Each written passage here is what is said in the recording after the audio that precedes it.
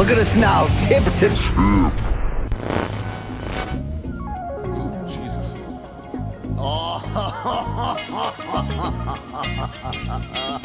Shout out to Mortal Kombat. Do you want a margarita? Yes! My God! Come to us, doing what we love. But it's time to bang. Oh, yeah, directly into your face hole. Get fired up. Rarely there when you call and almost never on time. It's Morning Combat, Friday, October 10th, 2025. Let's get ready. Let's get fired up for UFC Rio. Brian Campbell in the chair here from the Hartford, Connecticut suburbs. Next to me is the most honest man in all of DC and maybe the only one. Hey, it's Luke Thomas. How are you? It's a pretty low bar, but it may or may not qualify. What's up, dude? How you doing? Yeah. I don't know. It's Friday. Most of our viewers are not employed. That's definitely for sure. So they ain't got shit to do. So we'll raise a glass of the OG, the AG one, and then we'll do this show. Yeah, I mean, that's where we're at. Combat is in a little bit of a lull. I mean, boxing's dead. What the hell is going on with this? Here's what I don't understand. Like, what has happened? Okay, 2023, an insane year. 2024, a very good year. Not as good as 2023, but by no means a bad year. And by the way, 21 and 22 coming out of the pandemic were also very, very right. So there's this like long kind of streak where like even at a bare minimum, BC, if you're not getting like primo fights, it was busy enough with like the sub primo, but also kind of cool stuff that just kind of had a steady clip. And now I just feel like either Usyk is fighting, Jake Paul is fighting, or nothing is happening. Exactly. It's insane. Maybe it's the calm before the storm of what next year looks like with the launch of Zuffa, Turkey taking over. I don't know. I really don't know. I don't know what to expect anymore. But yeah, that's where we're at. Hey, what's the next fight you're calling? Next Saturday, I'll be on the call with the great Chris Algieri, Andre Berto, Teofimo Lopez, and Ak to call Danny Garcia's pay-per-view retirement fight at the Barclays. And then the week whoa, hey, thank you very much. And then the week after that, I'll be in Vegas for the PBC Fundora Thurman pay-per-view. I'll be on that broadcast as well. Keith Thurman about to take a beating. We'll see what happens there. You do never know. But thank you, American Boxing. I'll still cash your checks. Appreciate that very much. Hey, this episode of Morning Combat presented by DraftKings. Hey, DraftKings, the crown is yours. Thank you very much. Shout out to all of our viewers, listeners, the audio only folks, the Just Bleed crew over there at JBR Radio, and the wives of the diehard men who forced them to inhale the Dutch oven-like scents of this show. Thank you as well. We would like to have you follow, like, and subscribe this great program. Support our extended YouTube channels, Substacks, and various prop quiz shows. And also, there you go. Those are our social handles below. And hey, how about merch? How about it, folks? You want to dress like me? You want Luke Thomas on your nip? Then why don't you, I don't know if that's available anymore, but why don't you go to morningcombat.shop and grab a little bit of that October exclusives Super Wash Dads t-shirts available just for this month. And how about the Average Joe Art Halloween special, Franken Luke and Donkula? Get it in t-shirt, get it in autograph posters, mix and match the colors, evergreen items available. Hey, it's morningcombat.shop. You can look as good in a tight t-shirt as Saul over there in Louisville. All right. So that's what I'm talking about. Why don't you get this while the getting is good? Okay. All right. Thank you very much. LT, do you have anything to report about your life? Your liberty, your pursuit of happiness, if you will. Got children's parties this weekend. I got to take Tukster to. Weather is phenomenal. It finally turned a little like, you got to put the heat on at night. Otherwise it gets a little chilly in the house. Sweatshirt season is here, Luke. Let's go. Fall is, I don't give a shit what anybody says. Fall is the king. I mean, maybe people agree with that, but to me, it's the king of seasons. It's the king. Like there's nothing better than fall. Yeah. I'll back you on that. It's the Chasey Lane of the 90s, if you know where I'm going. All right. Thank you very much. Yeah. I'd like you all to say hi to the third member of our team, an aspiring podcast host in his own right, But for us, he's a director, producer, and bong enthusiast. And you already know about his dad, right? Yeah, it's Luke Nosita of Australian father fame. How are you? Of Australian father fame. There you go. What's up, guys? Got a new prop quiz dropping after this episode. Chuck Mindenhall versus Aaron Bronstetter. It's a banger of an episode. Wow, that's a Friends tough one. of the program. Okay, Yeah. so what's the new structure? Because I'm the defending season 1 champion. Do I get to defend this title or what? Yeah, we're trying to just figure out who's the next title challenger. And I will just say, Ben the Bane had a new high score last week, new high score this week. So perhaps there's even a newer challenger for you, BC. Do you think I can accidentally beat Ben the Bane? I think you could. Yeah. All right. Thank you very much, Long Island Luke. We got a fun show for you today. Shout out to Reggie Jackson who just flew by. We are looking. I gotta let him out in a second. We're going to preview UFC Rio. We are going to look back at a fight of the year contender from the Tuesday night Dana White Contender Series. Mix around in the box a little bit, and then close, of course, with your dead wrongs and your fan submissions on this Friday. But without further ado, let's bang, Chewy. It's Hold on. topic. Can you give me 60 seconds so I can address Tukster and potentially throw her out the window because I told her not to disturb me. Well, and she's let's keep disturbed. her going. All right. She's had a good run. Give me, all right? Yeah. give me 60 seconds, okay? No problem. All right. They put the camera on me. Thank you very much. Look at this. Look at this right here. Seriously, folks, great to have you here. I know I haven't BCX'd you in your face hole in a while. I've been a busy man, but hope all these listeners out there are doing well. Long Island Luke, you live streaming shit this weekend or what? Yeah, I'll be doing a full card watch along for Hio, baby. Let's go. All Really? right, UFC Rio in the house. Yeah. I was gonna say there's really only 3 good fights on the card. At least, 3 fights on paper that look good, but it should be a fun time. Say what you will about Chucky Olives. This new nickname, the Predator, way better than La Leyenda, right? It's a little sus. Also, yeah, like Ilya, dude, you can't change your own nickname. Come on, do Bronx. That's one of the most classic nicknames there is. Yeah, I know. What is the purpose behind this? It's just to resurrect himself, similar to the gray hair dye? I have no idea, but LT's been. All right, we got Luke Thomas here. Can we get an update on Tuki's probability of rushing in the show, Reggie Jackson style? Jesus. It's like literally, okay, when I close the door, do you have everything you need? Yes. She's home from school today because there's like, I don't know what it is, like not teacher appreciation, but like their Teacher teachers doing development. yeah, they're whatever. Like all in the back, like so yeah. they're off like today and Monday as well. So that's amazing. And we did a bunch of school homework before. I'm trying to get her all set up for it. And I gave her all this checklist. Like, here's everything you need once this door closes. Cool. Daddy, can you open this for me? And it was a thing of yogurt. I'm like, oh my God. Yeah, but she's welcomed on this program. Luke, just open the door, let it happen. All right, there we go. No. All right, here we go. Hey, it's time for topic number 1 to get you fired up for the weekend. And our first topic is this weekend's offering from the UFC. It goes down Saturday in the first return here to Brazil. It feels like in a while. Maybe I'm wrong on here.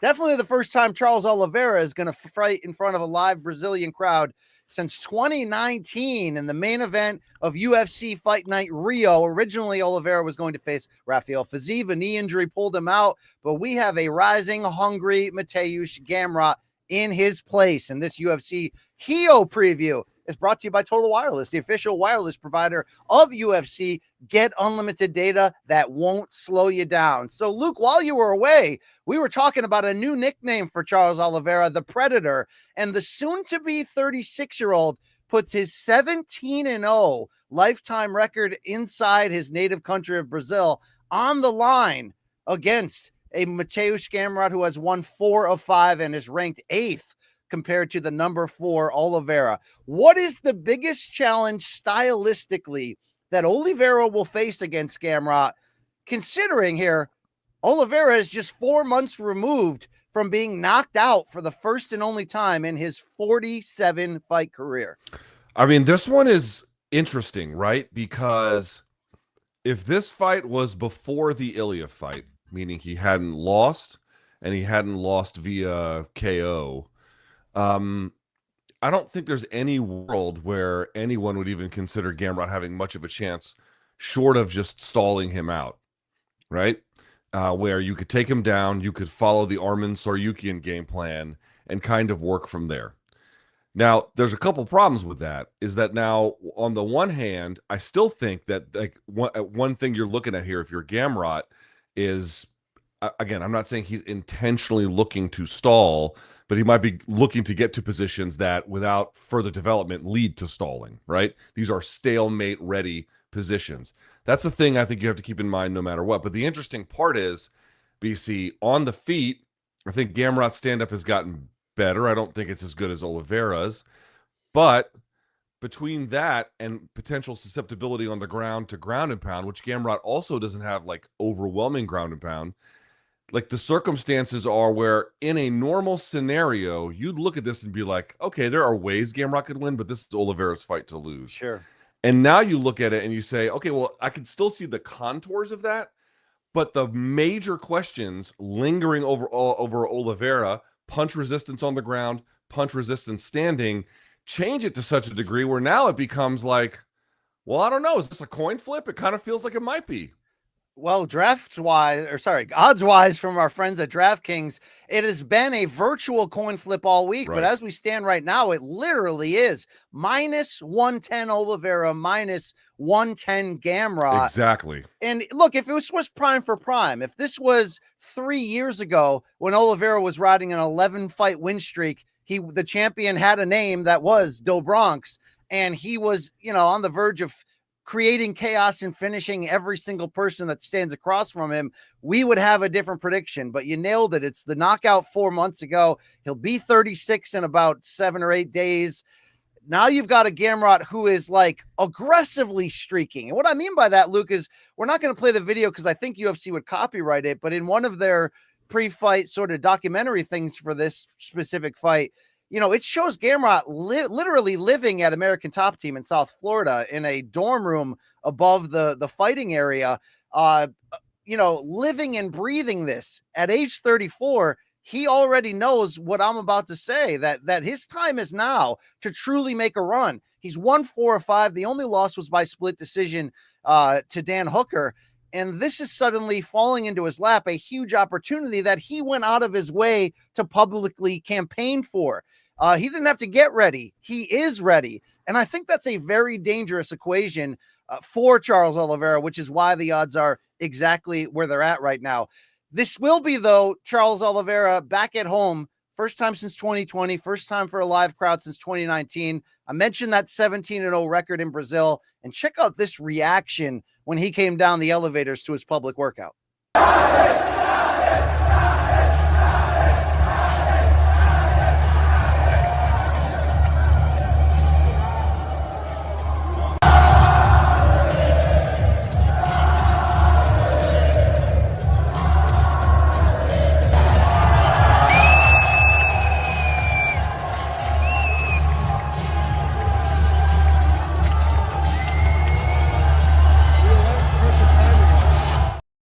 Damn.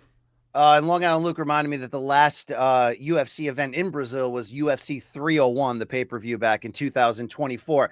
Luke, some people believe we're walking into, even some people are believing that this could be a retirement bout for Oliveira. I don't believe that. We'll get into that topic in a second. But at the very least, this could be a humbling moment, or that home crowd could buoy his chances.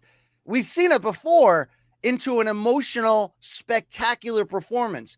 Does Gamrot specifically have the kind of skills that can be an anti to what Oliveira does best? Create chaos, make it emotional, and shine through that, because he's the guy that will show up at your college keg party and leave with your girlfriend. What's interesting to me is like what Gamrot is up against here. Obviously, you just played this video, but everyone who knows, like, the Brazilian fans are nationals.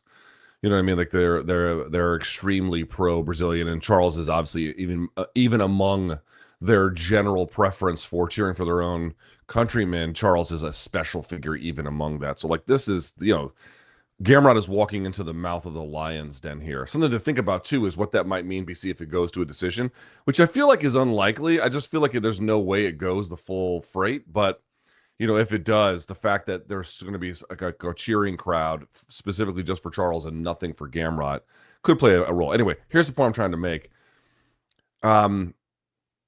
For this fight, I really believe that Gamrot has to be aggressive here, because BC, could he win by trying to play it safe, get the takedown, get to the back, hold it, busy work, just kind of neutralize and nullify what Charles does? He could do that. That's not a thing that's beyond his grasp.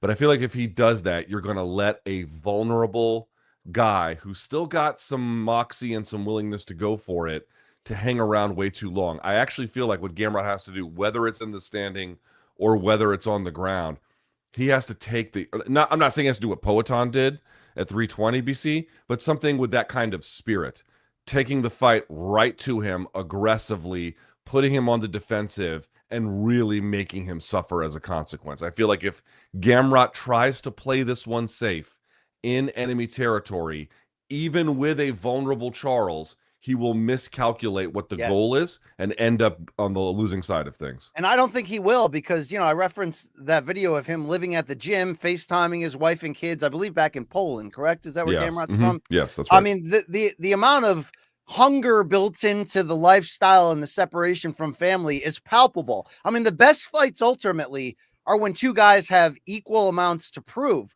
For Gamrot, this is about proving that although he's come close before, although he's lost close fights and won them, let's not forget he has that disputed decision win over Arman Tsarukyan, who's ahead of him at the moment in the standings. This is Gamrot's window right now. He absolutely chased this fight because he knows he's ready. But on the flip side, you have a hunger in Oliveira, not just to please the hometown fans, but to make this short turnaround on 4 months since getting flatlined by Topuria, and to show us that he's sick of hearing about retirement. In fact, here's Oliveira addressing that sickness right now in this interview this week.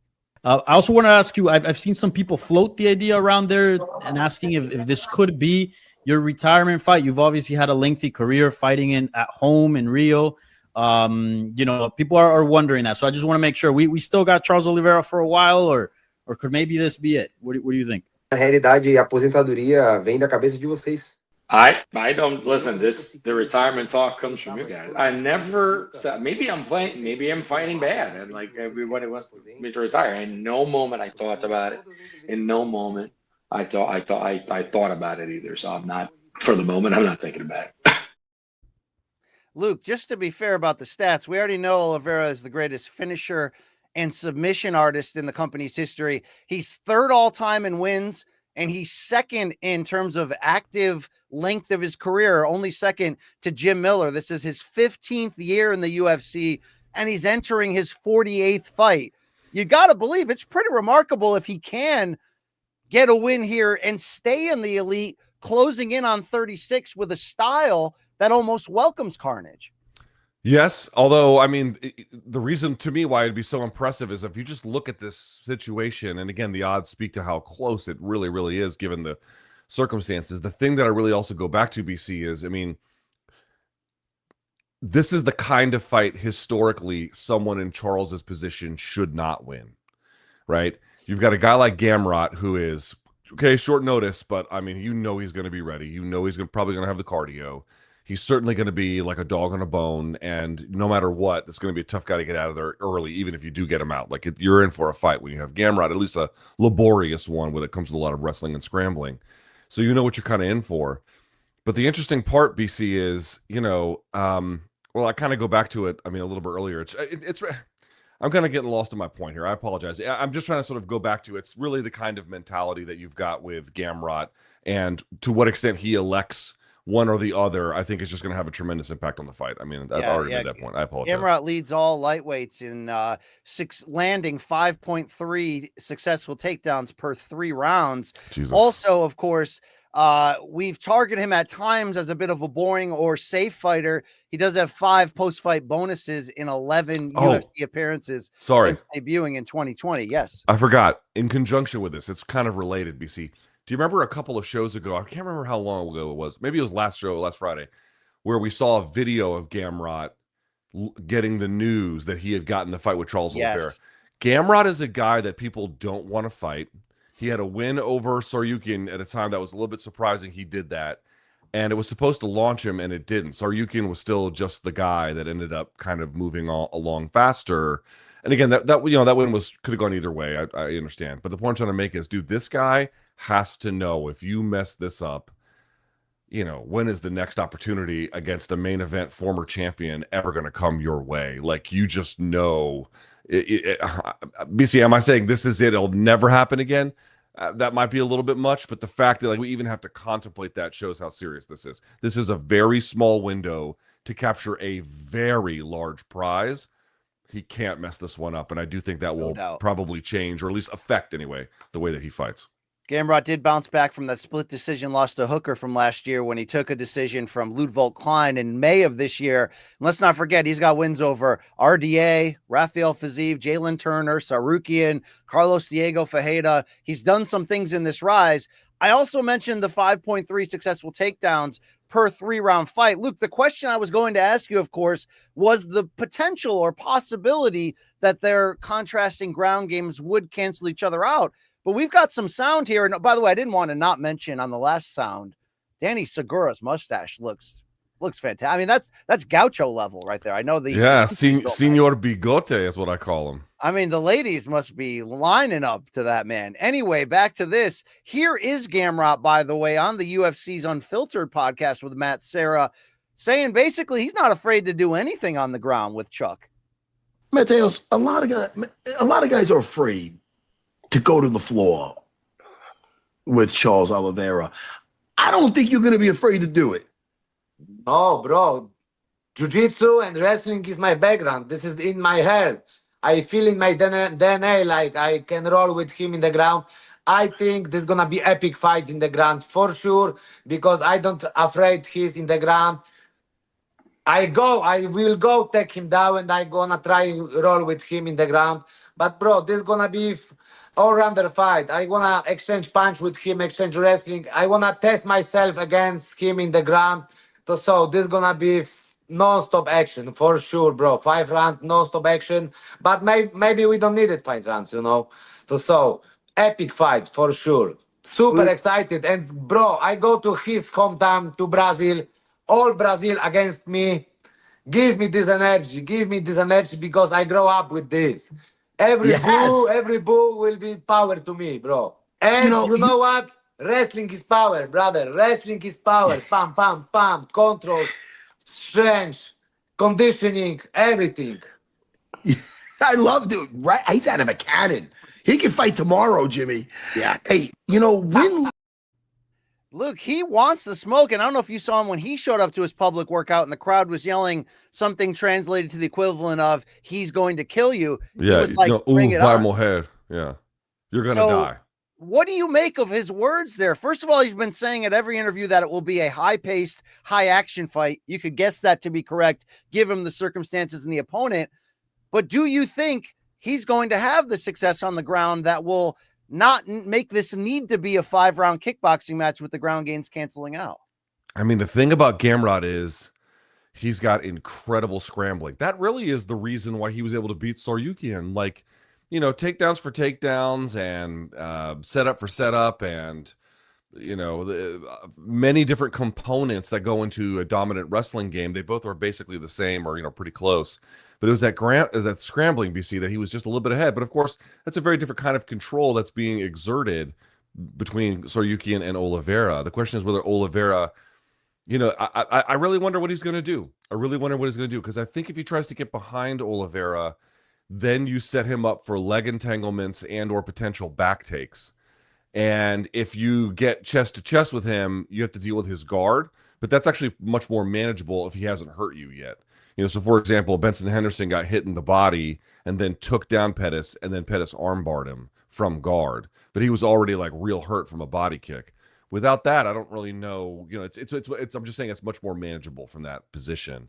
So I think that it's the question about whether or not he can use his wrestling and jiu-jitsu and his scrambling to maintain control, to me, is I'd be surprised if he couldn't, to be honest with you.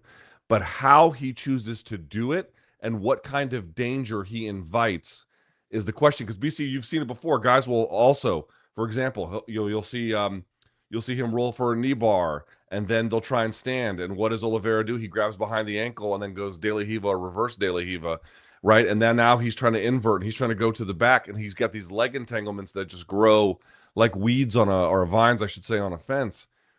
If he invites that, you're inviting trouble. But if you go chest to chest with him, now you have to break that to really put it on him. But like, as a camping point, I think that's a winnable fight. I do. Well, we're all going to be camping with him, pitching a tent at the excitement in this fight on Saturday night. I wanted to quickly bring in our betting expert, Long Island Luke. Nocita, if you're getting plus money on Oliveira at home with something to prove, that might be a different conversation. Given that this is a pick'em, how do you look at this from a betting angle? So when this dropped, we mentioned the odds like a week ago. It was minus 120 Oliveira, plus 100 Gamrot. I jumped right on Gamrot at plus money. To me, I feel like he should be the favorite here. Yeah, it's a pick 'em right now. I will feel a little FOMO when and if Charles becomes a dog, because I'll feel like, fuck, I should have taken Charles as a dog. But I'll take whoever's plus money here. So I'm riding with Gamrot. Let's go. Yo, I like momentum. Gamrot's got it. He's got the right attitude. Luke, when we look at what's at stake here, number 4 is Oliveira at lightweight. Number 8 is Gamrot. If we're trying to look at where the division is going, we know that Tsarukyan will be facing Dan Hooker, coming up. Hooker, just God, look. Arman is number 2 right now. Dan Hooker, number 6. There's rumors that number 3, Max Holloway, could be in the running for number 7, Paddy Pimblett.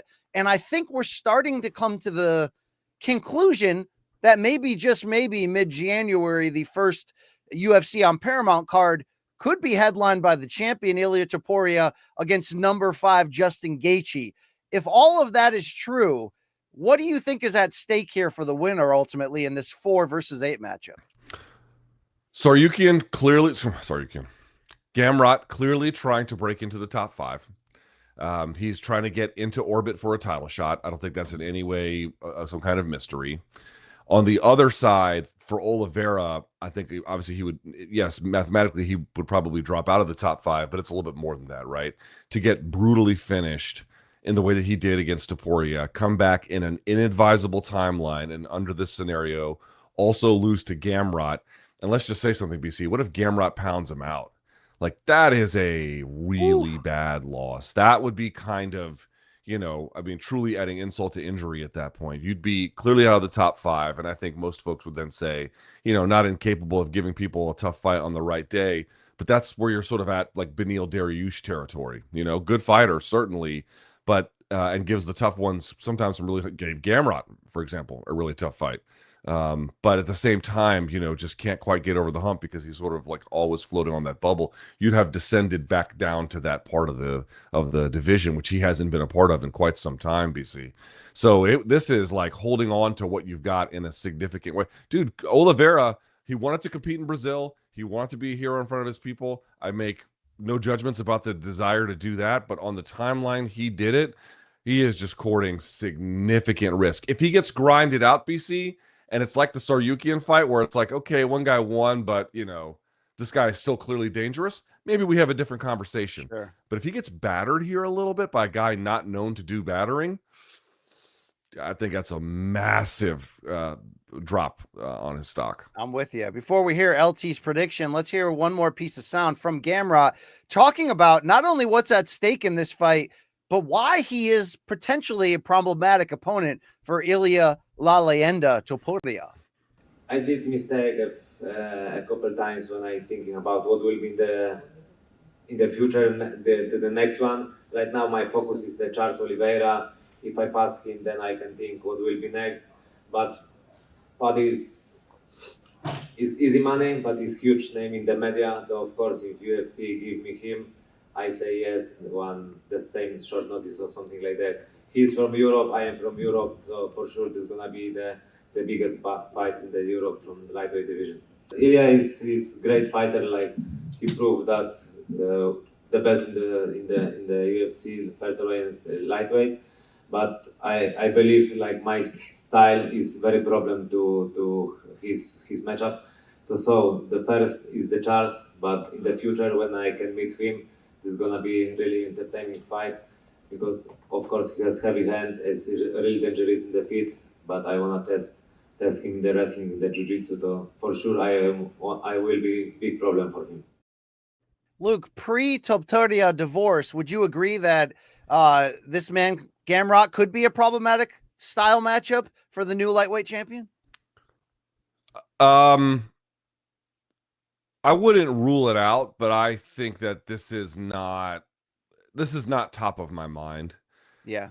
Granted, it seems like what we're going to get, as you indicated, is Topuria and Gaethje, and then you would imagine Saryukian, if he stays on the winning side of things, that would be the one after that. And I guess if we see that, that's going to give you a much better answer. The point I'm trying to make is I would not rule out the possibility that Gamrot could, Gamrot's going to be a tough matchup for anybody probably, right? I mean, I know Hooker beat him, but, that was a really inspired performance by Hooker to get there. He's a tough fight. So I imagine him to be a tough fight for a lot of guys. I'm just really not ready to crown him ready for the really top guys in the division just yet, without him proving it a little bit more along the way. That's fair, but post-divorce Topuria, that's a different story. Is that a real thing? That's what the interwebs seem to create the picture that it's true. And while it certainly could go either way when you have that kind of chaos in your life, I mean, do you remember when Shane Mosley at nearly age 40 beat the bags off Margarito while he was in the midst of that divorce trial with his ex-wife Jin, who won the trial so aggressively she even got control of his title belts and was like, go fight that fight, you're going to lose anyway. And he went in there and battered that man with the loaded reps. We also saw when Merle broke Poetan's heart, he came back and knocked a fool out, but that's kind of what he does anyway. Does this concern you if this emotional breakup causes any change to the current arc of your favorite fighter? When I say it, I mean it. When I tell you I could not possibly give a fuck less, I'm saying the truth.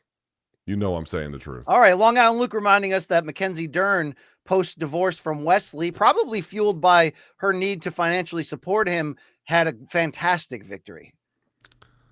This is a weird line of conversation, but we can have it, I suppose. Bruce Springsteen's follow-up to Born in the USA, the very underrated Tunnel of Love, was completely written through divorce, Luke. So it can produce the best art. I will tell you, what someone told me once about divorce, and this was not my dad, who probably has quite a lot to say about divorce, is that men typically grow beards after divorces. Have you heard that? Oh, no, ponytails and sports cars. We know the midlife crisis that's coming, right? It's not about midlife crisis so much as it's more like, you sort of, it ages you, it sort of turns you to the next version of yourself in a weird way. Yeah, we should probably get off this topic because I'm sure everybody hates it. But back to the fight itself, Luke. Yes. Who wins Saturday and how?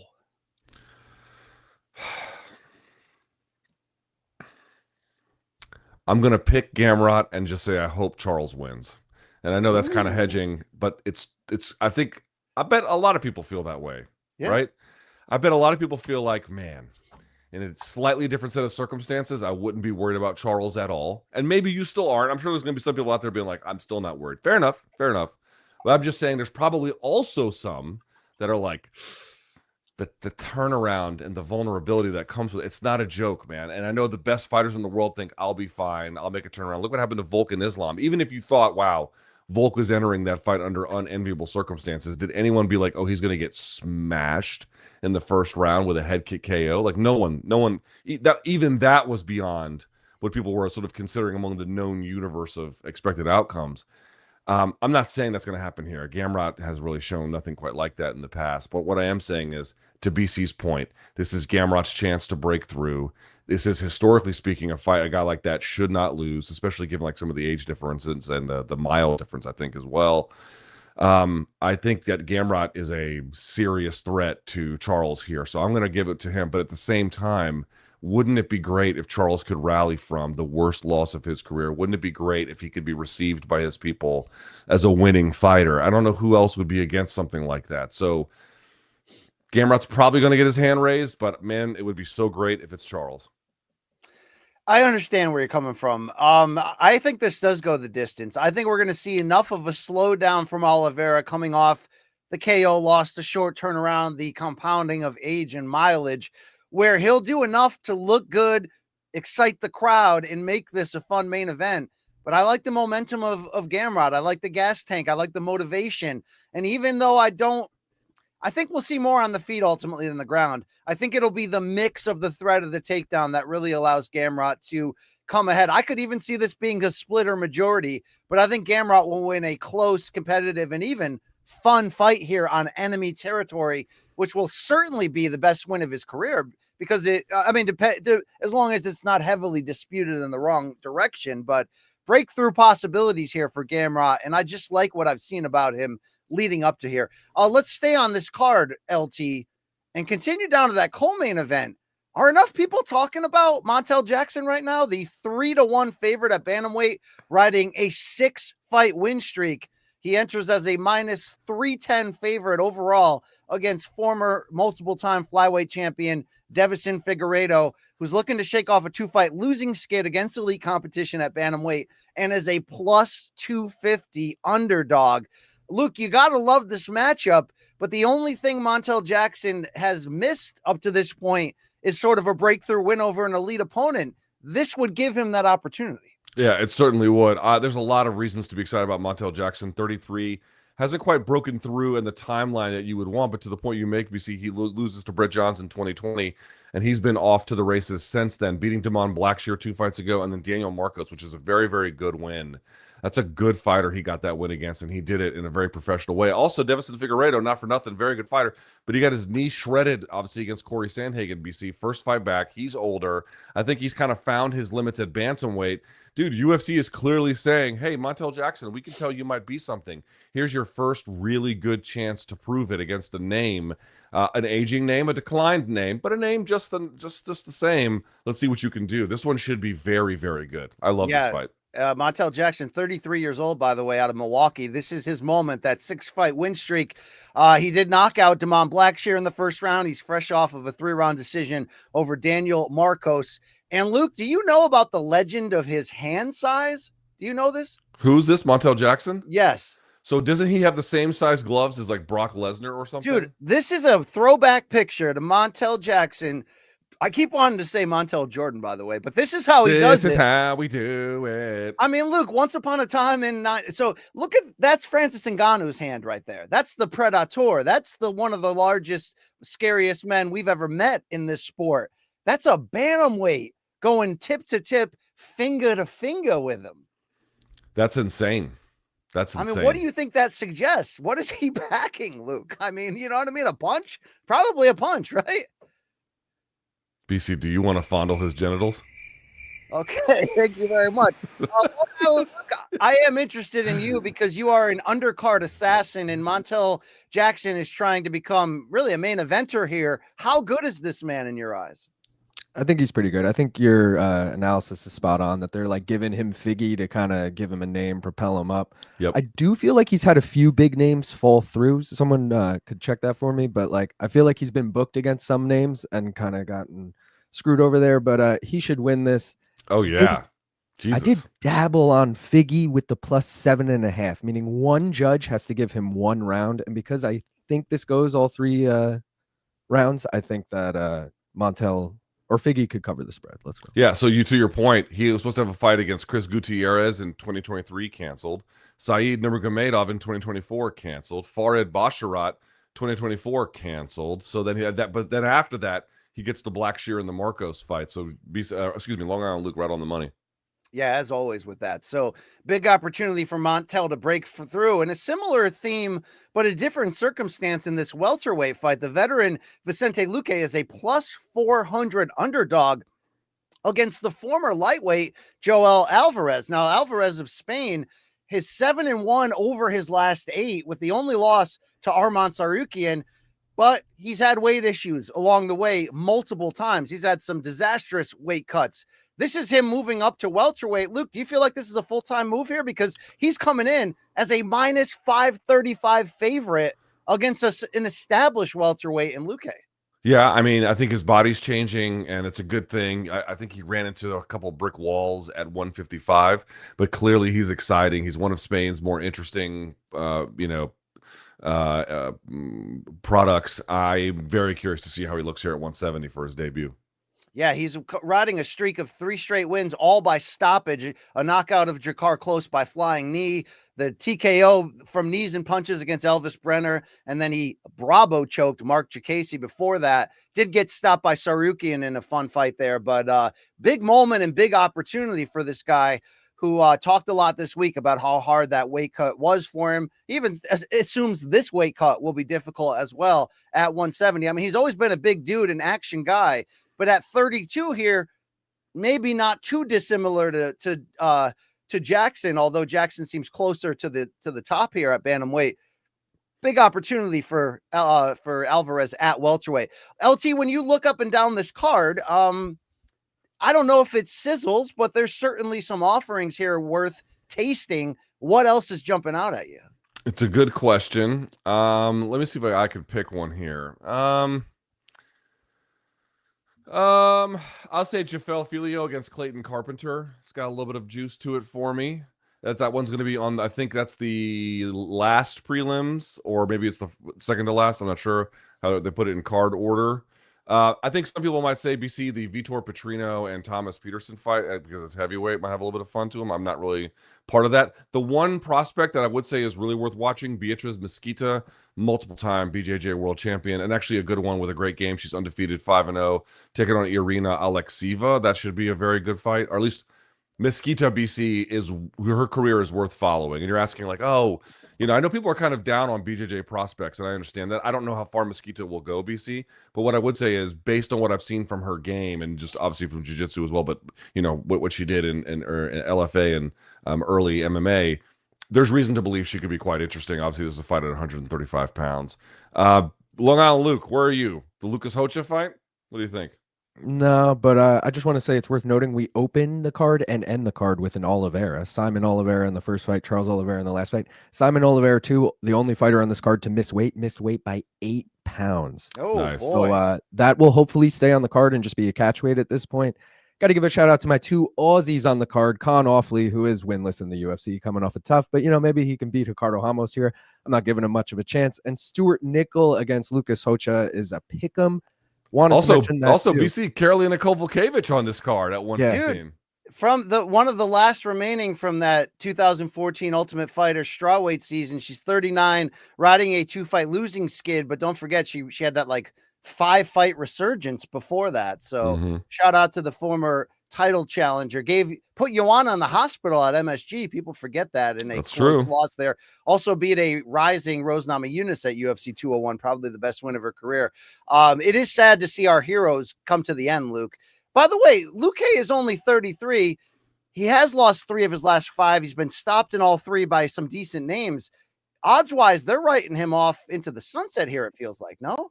Yeah, and they gave him a guy who's a bruiser. I mean, he was a bruiser at 55. Let's see what that looks like at 70, but he fights balls out. He's an attacker. That's what he does. That's who he is. That's his fighting identity. Yeah, BC, Luque is not that old, but they might be trying to cash him out. I'm not so sure. Yeah, and Karolina to close there is fighting Julia Pilastri at strawweight. Interesting. By the way, speaking of Oliveira's, are we long from one of Cowboy Oliveira's kids to make his MMA debut? That guy's got a lot of kids, right? How many kids? Oh, you're right. Like the Antonio Cromartie of MMA. Yes. That guy. I don't know if he has 10 or not, but he might have some. The guy's got his regular own Brady bunch. He's just filling the streets, if you know what I mean, right? Yeah, my man. Like whenever you see him punch another man, he's actually in his mind punching condoms. He hates them. He just can't stand them. All right. Yeah. Hey, I don't know how to transition out of that, but I'll try. Can you imagine if he won a fight and they were like, "What went through your mind in that finish?" He was like, "I just don't like condoms," and I just saw him as one big old Trojan, and I was like, "Wow, that's the cowboy we need right there." That guy. Hey, everybody! By the way, Total Wireless is hooking you up with the ultimate fan experience. One lucky winner will score a round trip for 2 to New York City, hotel stay for 3 nights, VIP access to the UFC ceremonial weigh-in at the annual MSG card in November, lower bowl seats to UFC 322, tickets to the Giants-Packers NFL game, a brand new Motorola Razr 2025, And how about $1,000 spending cash? I mean, seriously, this is a big haul. Don't miss out. Enter at any Total Wireless store from September 25th to October 26th and be there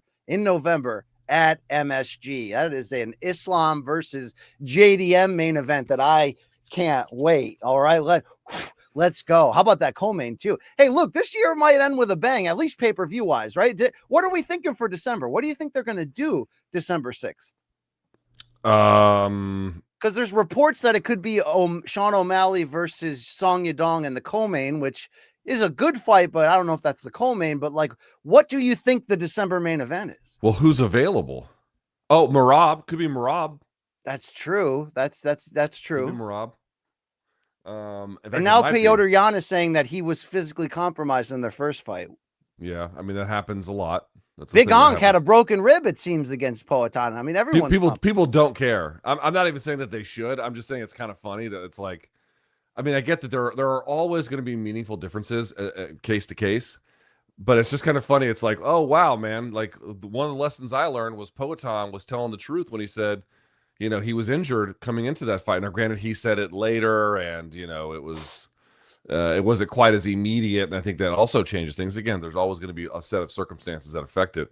But then Big Onk loses, and it's like, oh, I had a broken rib, and it's like, no, you didn't. You fucking sour grapes killjoy. You know, it's like, didn't we just see that like guys A do this all the time, and then B Poatan proved there's a big difference, and these things are real and that they do affect you.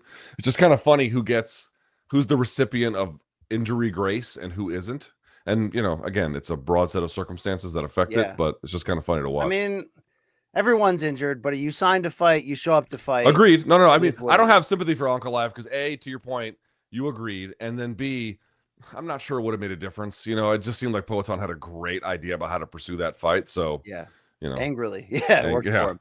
By the way, reminder, all you out there, UFC 321 is right around the corner, Saturday, October 25th. So 3 days before that, Wednesday, October 22nd, live and direct from the Metal Arc Studios in Manhattan. It will be UFC 321 pregame preview from Morning Combat, brought to you by Cuervo. You'll get LT, you'll get BC. You're going to get Jed Meshew #2 for the second straight time. LT, your thoughts? Yeah. Yeah, we got to see that dirtbag one more time. And I can't wait to see him show up to our studios and then get served for, you know, I don't know. SA? Yeah, well, Jesus, I don't know about that, but served for something along those lines. Yes, he'll sue himself inevitably, eventually.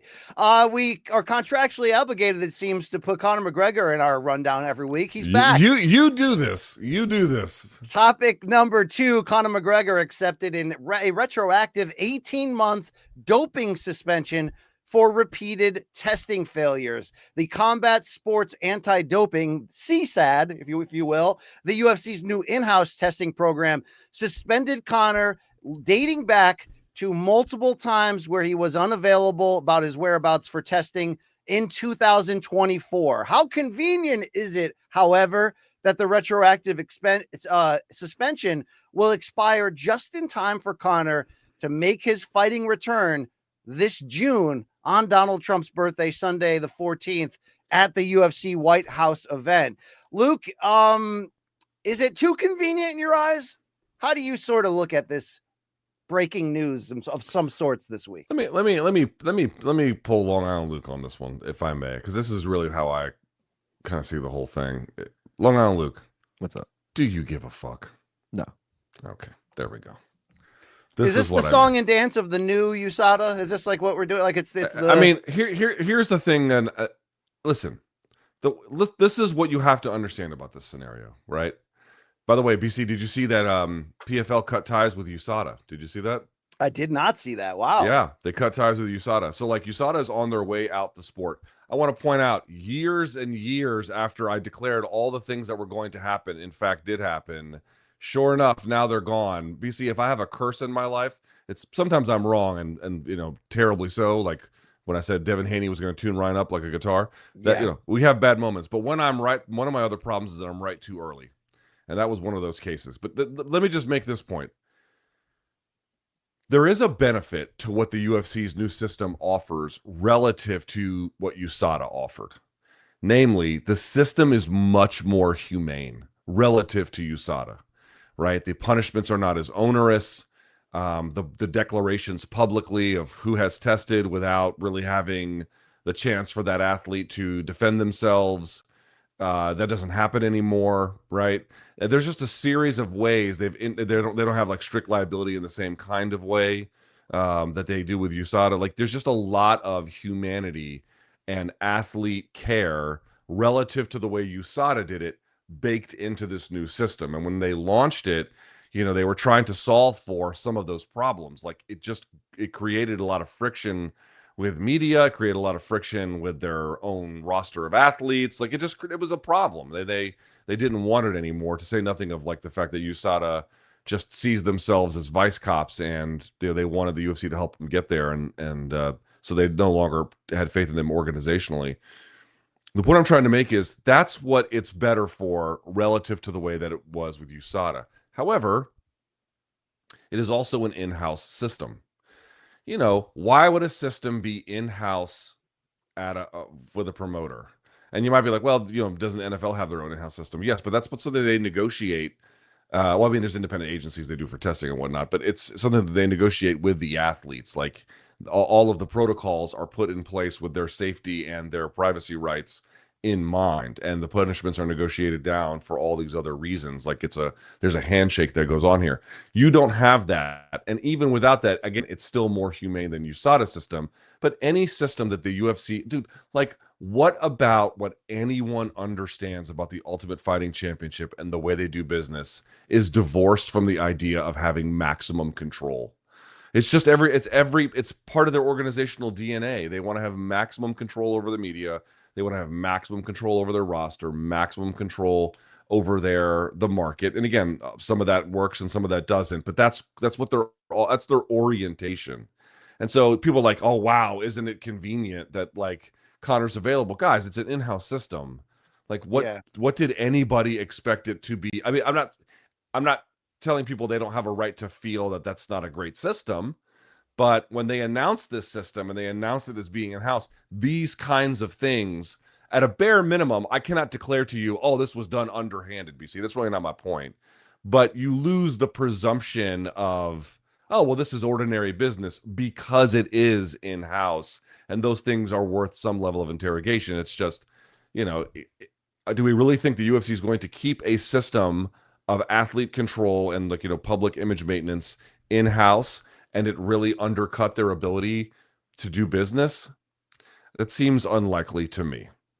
Yeah, the CSAD press release was quoted as saying McGregor missed 3 attempted biological sample collections within a 12-month period in 2024, which constitutes a violation of the UFC's anti-doping policy. Athletes are required to provide accurate whereabouts information at all times so they can be contracted and submit to biological sample collections without prior warning. McGregor's missed tests occurred on June 13th, September 19th, and September 20th, and were each classified as whereabouts failures by CSAD under the new UFC anti-doping policy. Luke, that June 13th one seems to align with the lead-in to that International Fight Week main event later that month that he was scheduled in his return against Michael Chandler. The broken toe got him out of it. Do you think it was a broken toe, or do you think it was 375 consecutive days of going ham at night? You know what I'm saying? After he definitely was dirty during the Roadhouse filming. Let's be honest about that. Yeah, too. I mean, again, remember he had a traumatic injury, and I thought that day he'll probably never fight again. And even if he does, God only knows what condition he's going to be in. I didn't care that he used medicinally, assuming that's what it was, that there was some kind of what do you want to call it? Monitored pharmaceutical process. I don't really have an issue with it. He wasn't competing at that time. Yeah, of course, you need to tell people what your whereabouts are, but he didn't fight during that time. I mean, of all the things to be bitter about Conor McGregor, I just feel like this is probably, for me, quite close to the bottom of the list. It's amazing that like this kind of thing gets a lot of attention and like some of his other stuff doesn't, but whatever. We don't have to have that conversation. I'm just pointing out, yes, if you compete in a system like this, do they need to have your whereabouts? Yes. Did he fail to do that? Apparently. Should he be punished for it? Obviously. But we should also know that the reason why he may have done that stuff, at least initially, to the extent that he did, Again, we're speculating. There could have been a very good reason for it. And then more to the point, this is an in-house anti-doping system. I just think people need to manage their expectations about that.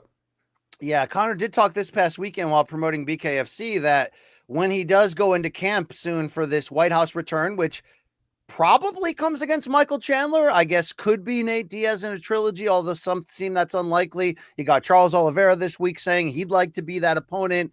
Heck, could it be Max Holloway? We'll have to wait and see. But here's McGregor talking about how he's about to enter that Spartan lifestyle, maybe even put the partying behind him for a bit. I have 8 months and change out to the White House event. It's a 6-month operation.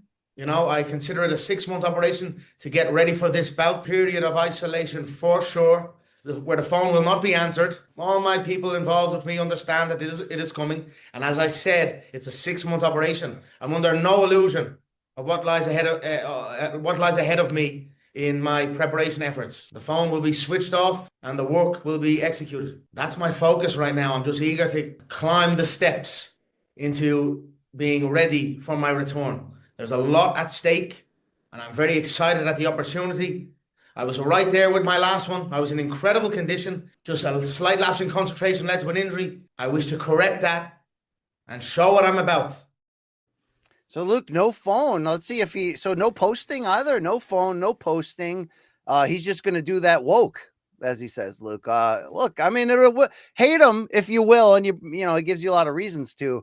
His return on the South Lawn will be interesting to see. Will it be a complete train wreck or just partial, Luke?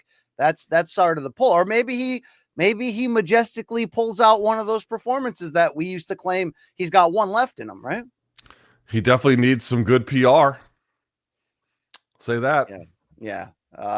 Very good fighter in his prime. Probably not a great Amazing boyfriend, fighter but we can't judge them all here. Let's go to topic number 3, and that was from Tuesday's Dana White Contender Series. Thank you very much. Where a bantamweight war not only entered the fight of the year discussion, it's causing some other discussions as well. Now, it's certainly not every week that a DWCS bout will have people declaring it a possible fight of the year, let alone the greatest fight of all time, as UFC's YouTube channel did.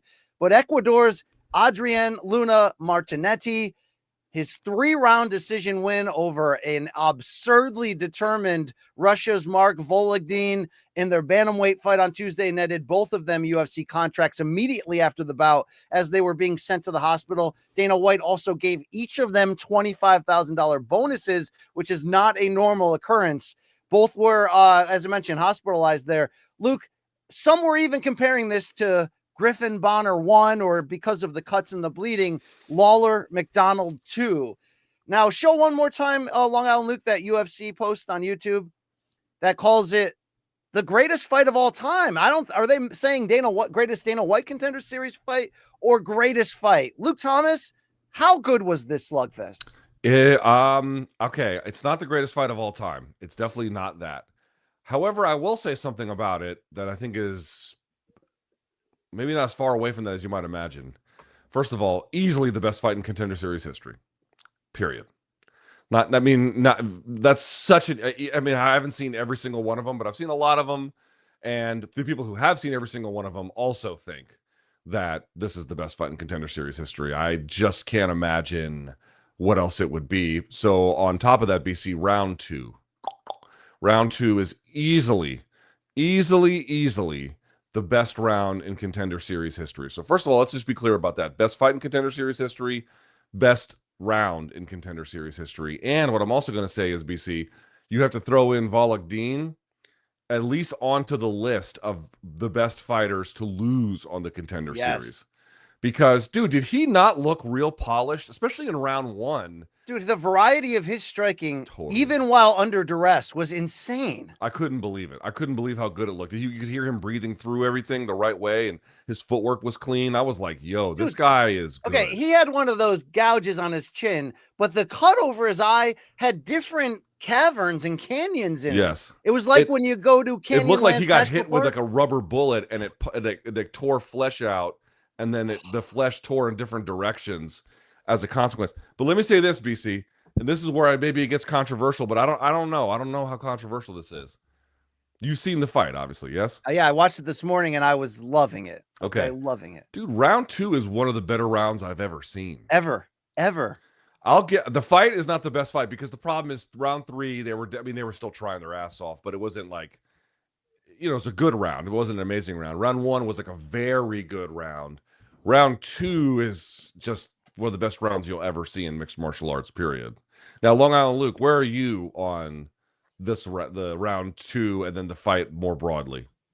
It's definitely not the greatest fight of all time. It is 1000% the greatest Dana White's Contender Series fight of all time. Gaff and I were doing a watch along for it live. Shout out to Gaff on One More Round Fights. He literally 30 seconds into this fight said both these guys are getting a contract. And I said, You're out of your mind. I said, one of these guys could get flatlined in 2 minutes and they're not getting a fucking contract. Dude, he nailed it. He called that literally right in the beginning of the fight. Round 2, one of the best rounds you've ever seen anywhere. Yeah, it was. I mean, dude, They especially, would not stop coming back on each other in the round 2. It was insanity. I will say round 3 slowed down a bit. But Yep. if you still just isolated that round, you'd be like, "Oh, that was a great round." Yes, It's because rounds 1 and 2 were so chaotic that it was. I can't believe Vologdin withstood that barrage of knees in the clinch. I could not fucking. And then to push Martinetti back at the end of round 2, physically battered, was. It takes your breath away. Like that kind of thing. Yeah, so like they're exaggerating how good the fight overall is, but they're not exaggerating how special parts of it actually are. Oh my God. The first 2 rounds, as you mentioned, round 2 just being otherworldly. Long Island Luke reminding us that Vologdin was a -180 betting favorite. Martinetti was +130. It would go down as a unanimous decision, 29-28 on all 3 scorecards, 2 rounds to 1 for Martinetti, who showed just as much resolve, but wasn't under the same level of damage. I think we got a couple pictures on this tweet here of the face of Martinetti there. I'm sorry, of Vologdin there on the top right. I mean, that I don't even know how they let him keep fighting with the crevice over his eye. I mean, that is beyond permanent scarring. But here's what's crazy. Martinetti deserved the decision. He got the better of him for the most part, volume wise, and was certainly nasty with those lead elbows. But dude, the heart and resolve that Vologdin showed in defeat was almost the most special part of the whole fight. Like, I know fights like this will take a certain chunk out of your lifespan and future in the cage, but am I crazy to say that I'm almost more interested in Vologdin's journey after this loss than I am his partner, who was just as responsible for this fight being a classic? No, I'm with you. I mean, my heart kind of broke for Vologdin. I'm like, I don't know if I've seen. I mean, the problem was, obviously round 2 got away from him, and then parts of all 3 rounds got away from the 2 of them. But there was just enough happening, I think, obviously in the second round as well, where he was in a lot of trouble. Well, first round he was in some. First round it was like he dropped Martinetti twice, right? So that he won that one. It was the second and the third one that he lost. But dude, like I said, man, I mean, you could throw Kevin Vallejos on this list as well, like guys who lost on the Contender Series, because I just was watching him and I'm like, this guy has everything you would want from a prospect. He has everything. Look how clean his striking is. Look how well-rounded he is. Look how resilient he is. I mean, his defense maybe needs some work. Obviously, BC is not a perfect fighter, far from it. Sure. But here's how I feel. I feel like Vologdin is a more talented fighter. I just felt like Martinetti had, you're going to laugh at the description, but he had the eye of the tiger, man. Yeah. He just would not. He had the length and the height up. too that he used, Yes. To his advantage, even though they were fighting in a phone booth. It was that much of that advantage was a big part of that. But I know they don't normally give bonuses, so Dana giving each $25K is a special moment. But if this fight is getting the love in-house and also on social media that it deserves, and it does deserve it, I mean, Luke, like, these guys are probably going to be remembered here no matter what they do for the rest of their career from this moment. This is one of those break the bank moments where I wish TKO was like, oh, F25K. Like, here's 500K each, because they both fought like there was no tomorrow. And this is, I know that, like, this is an incubator where Dana wants to reward the hungry and wants these type of fights, but it's rare that you can get these type of fights because both guys have to be so insanely determined. But I mean, I'm not crazy. They should be walking out of there with $500,000 each after that effort. It was insane. Just insane. Dude, those two guys would have fought to the death if you let them. Yes. Yes. They would have fought to the death. Let's go to here's Martinetti exiting the cage. Here's a fan video. You can see just how wobbly he was in victory.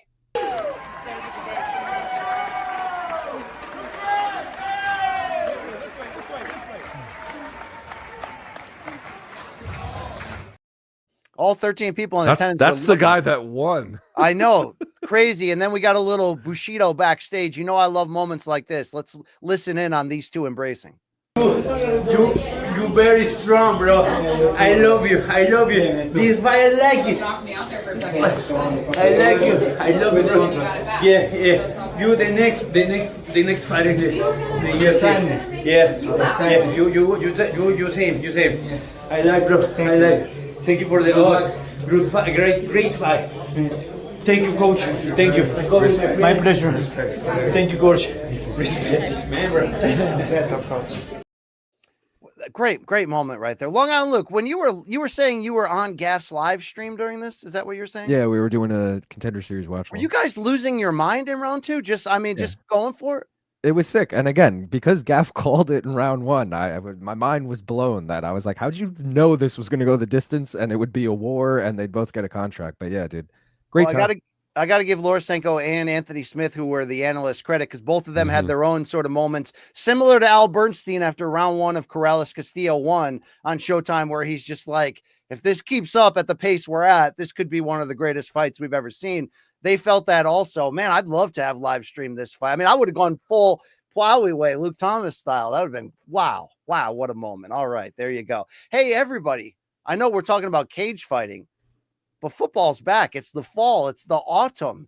And well, you know what also is back? Your shot to win big. And with DraftKings Pick 6, the official daily fantasy partner of the NFL, your game day instincts can score you real money fast. Now, here's the play. You just pick more or less on 2 or more player stats.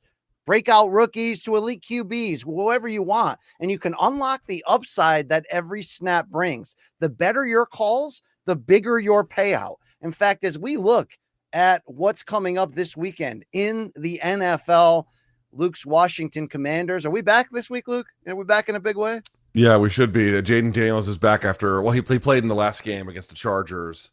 We weren't sure, when he was going to be back after injury. He looked pretty good. All right. I mean, look, when you're looking at the LA Rams at the Baltimore Ravens, and I'm telling you, Matthew Stafford, 258.5 yards. Are you going more or less against that Ravens D? Ooh. I'm going to go more. I think Matthew Stafford and the team might carve him up. Ravens are looking a little more beatable this year than I thought they would be, to be honest with you. The Chiefs also look terrible. I can't believe how bad they look.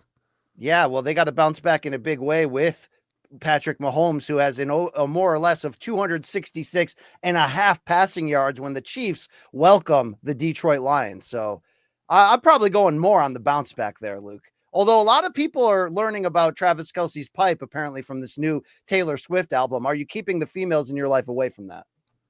What is the story of his pipe, apparently? I mean, we should probably get into that offline. My bad on that one, Luke. What I did want to tell the people about is the kickoff bonus, because new DraftKings customers can get $50 in bonus picks with just a $5 entry on your first pick set. Luke, tell them what to do here, all right? That's right. So here's how this is going to work, folks. This season, play your player instincts. That's what you got to do. By the way, Bears at Commanders Monday Night Football. Download the DraftKings Pick 6 app now and use the code COMBAT. That's COMBAT with a K. Play just $5 and get $50 in Pick 6 bonus picks. Make the call, ride the upside. In partnership with DraftKings Pick 6, the crown is yours. Gambling problem? Call 1-800-GAMBLER. Help is available for problem gambling. Call 888-789-7777 or ccpg.org in Connecticut. Must be 18 plus. Age and eligibility restrictions vary by jurisdiction. Pick 6 not available everywhere, including New York and Ontario. Void where prohibited. 1 per new customer. Bonus awarded as non-withdrawable Pick 6 bonus picks that expire in 14 days. Limited time offer. See terms at pick6.draftkings.com/promos. Thank you very much. Check it out there on the DraftKings Pick 6. Tell them MK sent you. Good stuff. No, look, I was just talking about the new Taylor Swift album. There's some controversial lyrics. I hear things. All right. You think I don't understand. I mean, okay, I realize that people are going to be like, oh, well, look, we listen to your music and we'd rather die. Fair enough. But what is the charm of Taylor Swift's music if you're not a 13-year-old girl? And I mean that sincerely. Well, now the 13-year-old girls are going to learn something about life from the new album is what I hear. All right. Oh, she's talking about getting dick down? Yeah. Yeah. All right. Hey, let's keep the show rolling and hit you right between the eyes with topic number 4. One of the biggest stars in boxing, the Mexican monster himself, David Benavidez, has been in the news as he continues to make the media rounds ahead of November's return on the Ring Magazine card, against Anthony Yard. And in a series of interviews with everyone from All the Smoke Fights, Ring Champs to Fight Hub TV, Benavidez shared a number of interesting updates, including he's done at 168, even if for Bud or Canelo. He will move up to cruiserweight sooner than later, and he plans to retire in 15 years as a heavyweight. He also teased the possibility of leaving PBC and Samson Promotion shortly to start his own promotional company. Luke, considering we haven't yet seen him at his new division of 175 against the two all-timers, Bivol, Beterbiev, how confident are you, given Benavidez's hand speed and boxing ability, that he can have the same success potentially here at cruiserweight and heavyweight as his career continues? I'm a little bit more skeptical of that, maybe. So he's had 2 fights at light heavyweight, correct, BC? He's had the Vosdick fight and then the Morrell fight. If there's a common denominator between them, is first of all, he won both, so he's still undefeated. He's just 28 years old, BC. We forget that. At 28, he's still like just now entering his athletic prime in certain ways. So I want to like preface this by saying, to a degree, we should like be very excited about what he can do and not limit him. At the same time, all we have is the evidence that he has given to us to evaluate. Maybe someone else's reading of the evidence tells them something else, but mine tells me, at least for now, some caution about how far he can scale this is warranted, because he was better than Vosdick. He was better than Morrell. The Morrell one was a grudge match. The Morrell one, BC, was more impressive to me than the Vosdick one, in part because of the quality of opposition and the nature of the fight itself. Here's the point I'm trying to make, though. At 68 and down, it felt like, yeah, he didn't have one-punch power, but he could get you out of there if he needed to. Caleb Plant, I know, survived, but, I mean, it was really quite difficult. And then Demetrius Andrade, I mean, he fell apart quickly after, round 5 or 6, whatever it was. That didn't happen at 75. They were much sturdier. So here's what I'm trying to say. On the one hand, BC, he won both. He's just 28 years old. I do believe there's room for optimism. But when you're saying things like, yeah, I'm going to go to cruiserweight and then, end at heavyweight,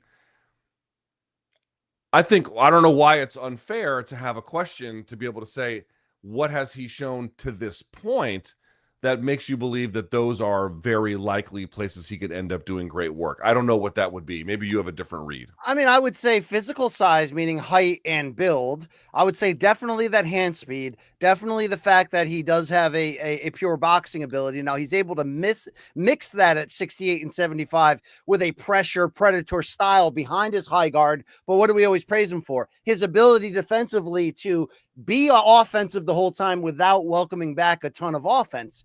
I don't know. And he's hungry too. I mean, the whole key of this segment is that he doesn't want to cut down anymore for the big names. In fact, let's listen to that sound first. Here's Marcos Viegas of Fight Hub TV talking to Benavidez, talking about that tweet from Turkey, who said right after Crawford beat Canelo, can Benavidez still make 168? Could you still make 168? Is that a possibility? Honestly, bro, my plan is after this fight, I want to go down to 154. Nah, bro. I'm done with cruiserweight. I want to take this opportunity, though. Yes, I say cruiserweight. I want to take this opportunity to, congratulate Crawford. He put a hell of a performance. He's up there in the Mount Rushmore of the greatest fighters of all time. And, let Crawford do his thing, bro. At the end of the day, I have no interest in fighting Crawford. I have no interest in going down to 168. I mean, yeah, it's nice that, it would be dope winning all titles, but I'm way past that at 168. You know, I found the only reason I wouldn't even go down to 168 for Canelo, and I'm just being real with you, you know, and let Crawford do his thing, let him have his, let him. I want to give his flowers, man, because he's a great fighter, man. When there's no other fighter that's coming up from 147 to beat a type of fighter like Canelo at 168, and Crawford, he's one of the greatest of all time. So, I have no interest in going down to 168. I'm not saying that I'm scared of Crawford or whatever, but Crawford's a man at 168. That's his weight class. I'm done with 168. So, look, I kind of like his stance here. I've always liked his stance of, like, I've done everything I could to get Canelo, and he doesn't want it, so I'm not going to sit around and wait and not only stop his own development in terms of sitting around and wait, not taking other big fights. What did he do? He went to 75, fought a former champion in Vosdik, fought Morrell, now has a title that he has been upgraded with and is looking for big fights. I like it mostly because he realizes he'll just compromise himself physically by cutting back down. You could see a guy like him go, no, I want the money and fame against Crawford. I'll do whatever it takes physically, but there's going to be a diminished version of him at the end of the day. I actually like that he's more willing to challenge himself north, whether that's Bivol and Beterbiev in this division or this talk about cruiserweight and heavyweight. Here is Benavidez talking exactly that with Akin Barak about the fact that he believes he's got 15 of fighting years left in him. I got another 15 years left in me. 15. 43 years old fighting. Wow. I fight 2 times a year. I'm able to make this money, take care of my investments. And why would I not want to do that for the next 15 years? You know what I mean? If I take care of my body well enough, bro, 2 fights a year ain't shit. You know what I mean? And you have enough time to recover. You have enough time for yourself. You have enough time for your family. And you have enough time to train hard. This is something I love to do, man. Like I said, like, all I have to do is not, not fucking drink or do all that dumb shit and just stay focused. And, man, this is honestly... the more focused I am, the harder I work, the better I feel. I feel more connected with God. And like, I just feel like I have so much fight left in me. That's what I'm saying. 40, another 15 years to 43 is really not that, it's not that old. I mean, you see Pacquiao. Yeah. He just fought Mario Barrios. Was he 47? Yeah. I see these other great fighters and it's not impossible. It could be done. Right. You know what I mean? So if I program myself, if I condition myself now to think like this until I get there, my mindset is that, I want to box another 15 years. So, we're doing everything right on this side to make sure we accomplish that and fulfill that. And I feel like it's going to be easier too, because the older I get, obviously the more weight I'm going to put on, the higher I'm going to go up. I want to be at, as light heavyweight for another 5 years, then cruiserweight another 5 years, and then maybe we can get to heavyweight. Shout out to the ring champs there, Akin Barak. Luke, I like this because he's not going to leave this division before he gets a chance at Bivol or Beterbiev, but he's thinking smartly. He don't have to worry about the weight if he goes up to heavyweight. Like I mentioned, he'll have that speed and boxing advantage. He's durable. He's hungry. Do you have any idea how marketable this guy could be as the potential first Mexican heavyweight champion? I mean, Andy Ruiz is Mexican-American like him. I don't want to discount what Andy Ruiz did in that one fight, but if he has a chance to become the undisputed heavyweight champion, this guy could be the biggest star in the sport. Yeah, and then coming up from those many weight classes, and we've said this before, he's been one of these guys, like, if you're in MMA, you may not really fully appreciate this, but he's kind of slowly cultivating a bit of a cult following is a bit of a strong word, BC, but a genuine following for sure. He's a little more popular than you might imagine. And I do think, again, there should be a lot of reasons for his optimism. He's got big goals. And I kind of feel for him. That Canelo victory should have been his, BC. Canelo denied it to him. And so you can see why he's like, I can't even, maybe he even could make 68, but it's not really about that. He's just trying to chart a path disconnected from that nobody can take away from him. And I understand it. It's a difficult one. And curious to see what he does. Yeah, and I won't play the third video, but he basically says he signed for the Anthony Yard fight before realizing that Beterbiev would be on that same card as him. But look, this really feels like a setup for those two to fight next year. You've got Bivol coming back from an injury. I mean, what is your confidence level just right now that Beterbiev could beat either Bivol or that Benavidez can beat either Bivol or Beterbiev and maybe a year from now be the undisputed light heavyweight champion?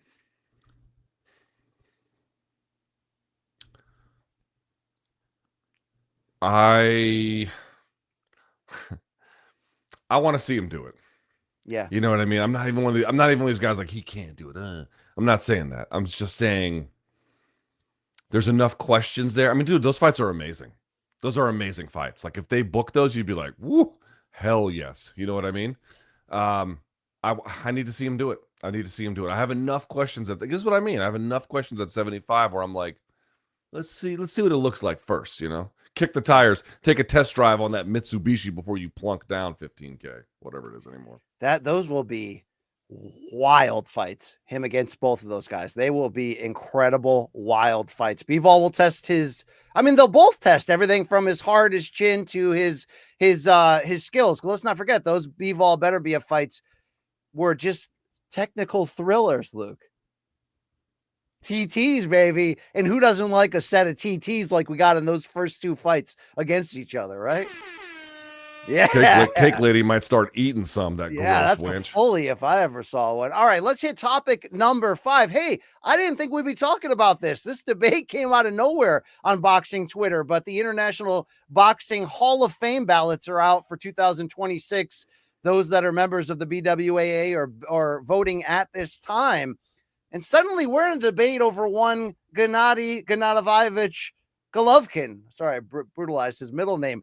The retired 43-year-old former two-time unified middleweight champion. And what started off as a few left field comments, it felt like, from Ryan Garcia during the Inside the Ring show, turned into a multi-day boxing Twitter debate that I'm shocked we even went this far with. Now, the critics are citing Triple G's lack of victories over pound-for-pound ranked fighters or Hall of Fame fighters during his career, despite the fact that he was openly ducked by all of his contemporary champions and Hall of Famers like Sergio Martinez and Miguel Cotto, and forced to wait out 2 years before finally facing Canelo at age 35 and then suffering 2 very disputed outcomes. I know that second fight was very close. Still, there remains a loud minority of boxing critics on social media who believe that Triple G is somehow not worthy of a spot in the Hall of Fame. Now, the votes for the balloting will be released in December, and Triple G headlines what's considered a weak ballot for 2026, including fellow first-timers, the late Vernon Forrest and Stevie Collins. Luke, we've talked a little bit about this offline. From what you know of Triple G's run, is there any element of this argument in your eyes that holds up to the idea that somehow maybe Triple G, despite retiring after that Canelo trilogy with a record of 42-2-1 with 37 KOs and tied for the middleweight record with Bernard Hopkins with 20 career title defenses, isn't HOF worthy? Can we start this conversation where it starts before we even get to any of this? Which is, who gives a flying fuck what Ryan Garcia thinks about anything? Fair. I mean this genuinely, like, Ryan Garcia has spent I know he's in a better place now. Good. He's got a long way to go. But he spent the last couple of years trying to do and say the most horrific shit he possibly could. He has not made amends for it. I mean, I know he's tried a couple of half-assed attempts, but they are pathetic. And more to the point, even without that, since when has he ever said anything that anyone ever found intelligent? Ever? Like, what about Ryan Garcia's boxing history knowledge or knowledge of the Hall of Fame has he ever flexed in such a way that merits this kind of response? It's bizarre to me. Like, he's not an interesting or otherwise intelligent person. He's a disturbed person. So, like, the fact that him getting on this show and then saying this has spurred this kind of conversation, to me, is wild. All right. Putting that aside, I mean, I realize that's the genesis of everything. Let's say can we start here, Luke? Then let's start here and listen to it, because when Ryan Garcia did this started at the shotgun was fired. In fact, I think we need to bring in Cuervo, because this was legitimately some shots fired.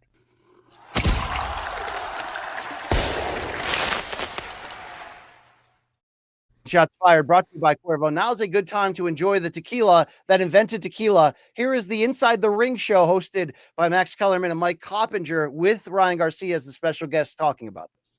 Well, one, Triple G had no really great victories. I mean, who did he beat? You know, Canelo. A lot of people think he won the first fight. It was a draw, and Canelo's a great fighter. Well, he didn't, though, but he we didn't. can think all we Even want. a draw against We can think Canelo all at we Canelo's want. best. You know? The thing what I will give him, though, is he was one of the superstars in boxing at a certain time for a long time. I will give him that. But for me, I think it's just a little hard for me to put somebody in the Hall of Fame. Like, to say Hall of Fame, that means, like, dang, like you. What you about just did telling the something different. story of the era? You could not tell the story of an era without including Triple G. The 2010s, right? What about that? Do you subscribe to that Hall of Fame theory?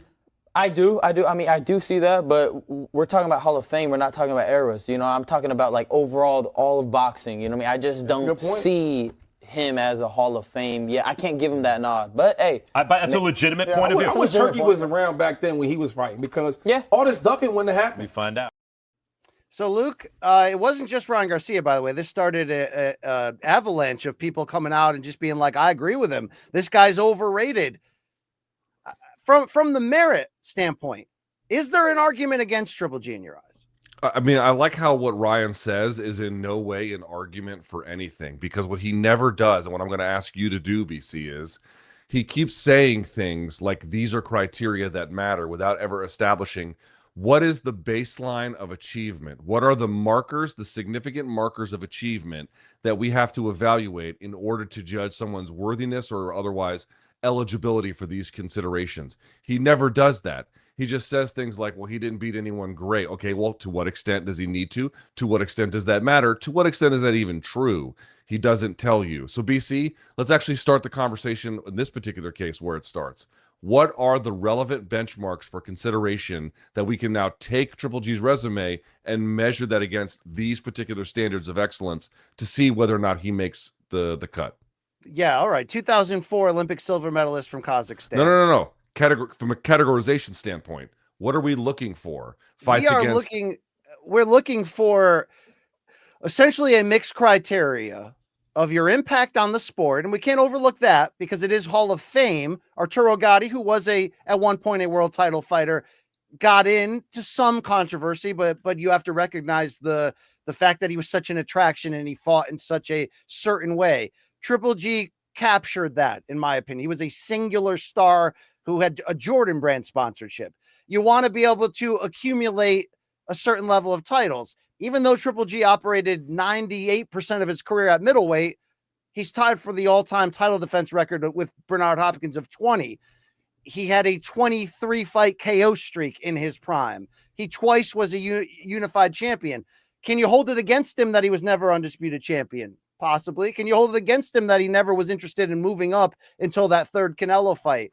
Could you even hold it against him that some have accused him of ducking Andre Ward during the brief period where Ward was at 68, Golovkin was at 60, and there was talk? I mean, yeah, I even think you could do that.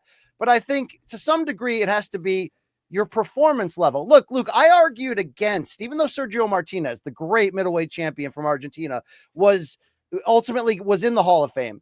And even though he's one of my favorite fighters, I argued against him because I felt his window of being on top from a pound for pound standpoint and a championship standpoint was so small that we have to have some line that separates who's a Hall of Famer and who's not. Triple G's window was not small. He was absolutely dominant.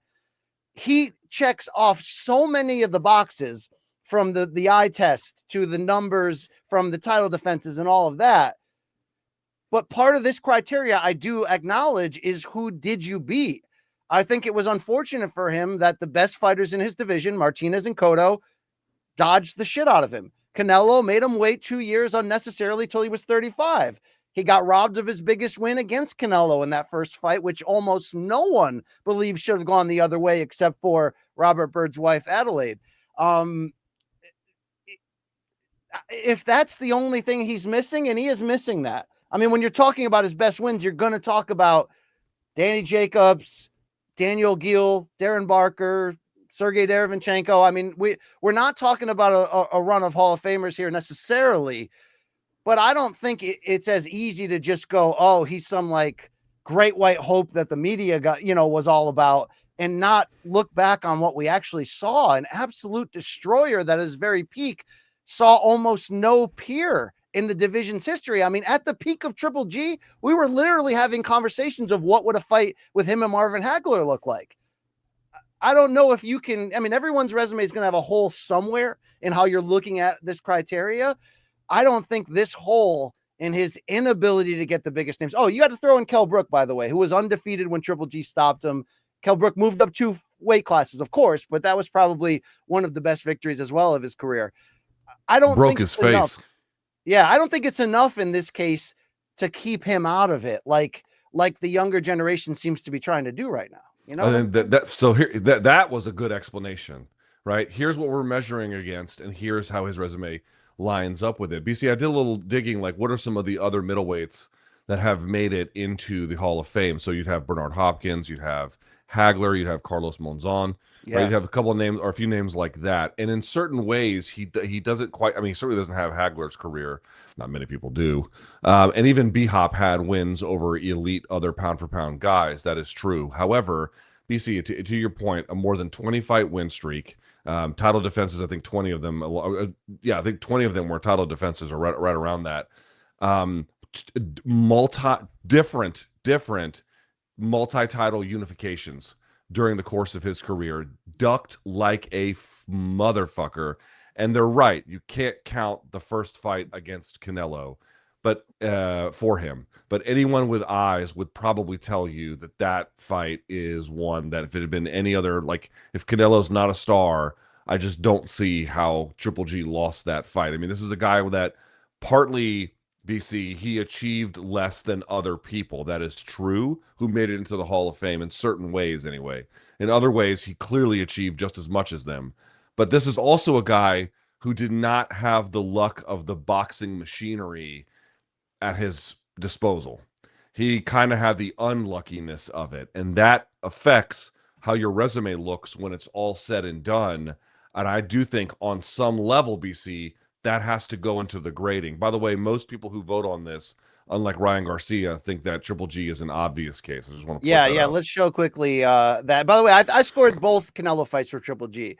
And I know you can't just give him that because your eyes thought you saw it, but imagine what his resume would be with those 2 wins. Now you're packaging 2 Canelo wins. Totally different conversation. With Brook, Jacobs. Here first is a snapshot at the tail end of Triple G's run, which does not include the Matthew Macklin knockout before that Rubio fight. But I'm going to acknowledge it's not as impressive as someone with his talent should be.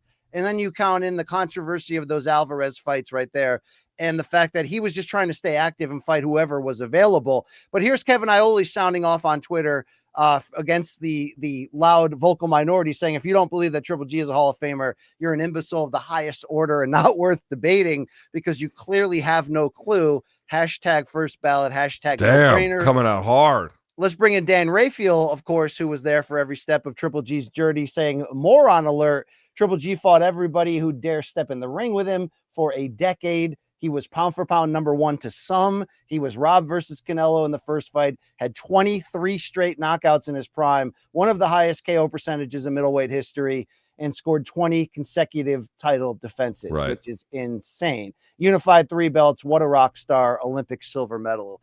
Much ado about nothing. I got to put up this. Dan Raphael gets spicy on Twitter. It's kind of funny to watch. Especially post ESPN, Dan Raphael just gets after it.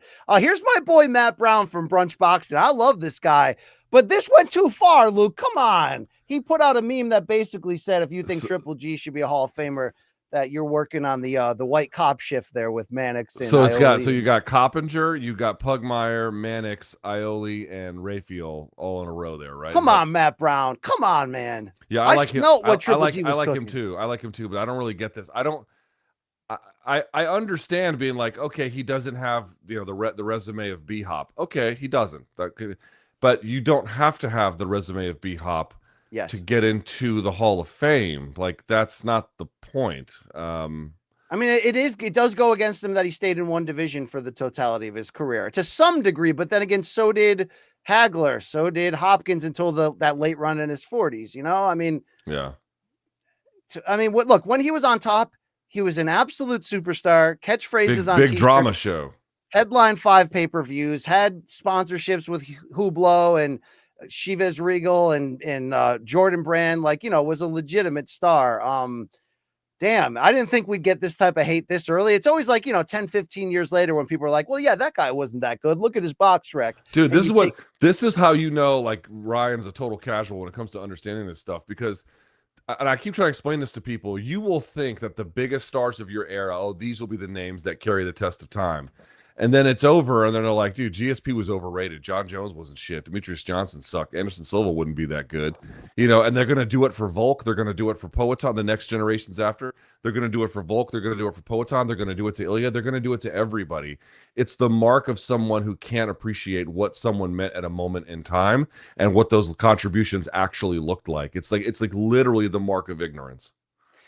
Quick story on the way out. I was at the Mohegan Sun when Triple G fought Matthew Macklin on HBO to defend his middleweight title. And those of us who were ringside, it was like me, Kieran Mulvaney, Steve Kim. We'll never forget the sound of Triple G scoring a body shot KO in the second round that sounded like a gun went off right in front of us, and Macklin was broken. After that, I ran into Jim Lampley in the food court, and he's with his family, and there's a crowd of people. I'd never spoken to him before. And he's like, Brian, come over here. And he did, to give him credit, he was like, love your work. Great to meet you. And all I cut through the friendliness. And I was like, Jim, is Triple G for real? Like for real, like all time for real? Can we believe what we're seeing? And he kind of gave a non-answer, but was like, I'm skeptical. I think so, but we got to wait and see. And after Triple G famously knocked out Curtis Stevens at Madison Square Garden Theater, and I'm not trying to say that the Stevens fight was marquee enough to be a turning point, but after that fight, everyone from boxing Twitter went down to Times Square and went into Jimmy's Corner to the famous boxing bar. And it was this cold, ridiculously cold evening. And as I walked into this tiny sliver of a bar, Lampley's crossing paths to me, and you're chest to chest with everybody. And he's got the coat on and the scarf and the hat. And I go, Jim, he is for real. And Jim whispers in my ear. He goes, he has the finest craft of any destroyer that I have ever seen in the history of this sport. You're goddamn right, he's for real. And he walked right out and slammed the door in my face as like a gust of wind came in and his scarf flew around the side of his neck and he walked off into the night. That was a moment, Luke, all right? But then we also interviewed him, and he was like, these two guys, when they're fighting, they're falling in love. I'm like, they're not, Jim. Yeah. They're not. They want to bang, Jim. All right. He's like, these two men are in a romantic affair. Like, they're not. Yeah, that's not happening right there. But shout out to boxing. There we go. All right. Those are your 5 topics for the damn week. But a reminder to y'all, you want to reach the show? Why don't you hit us up at morningcombat@gmail.com. Tell Mikey that you said hi.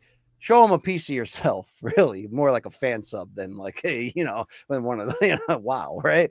But those will be your opportunities to get your stuff heard on Friday. It is Friday. So look, we sit in front of a microphone. Sometimes we say shit that's just factually incorrect, insensitive, or just plain dead wrong. Dead wrong.